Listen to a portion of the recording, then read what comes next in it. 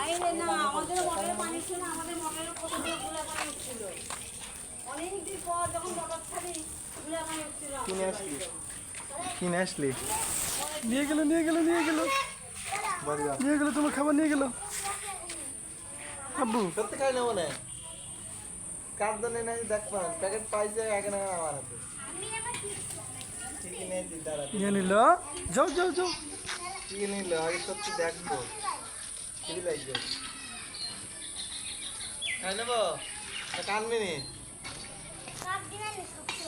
এখানে নাইজিকা বললাম তো বললাম আইসক্রিমের বাটি নিয়ে আসছিল ওই দোকানে যায় সব ফাঁকে দেখে নিয়ে গেছে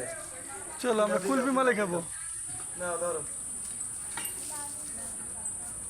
হ্যাঁ দিয়ে দাও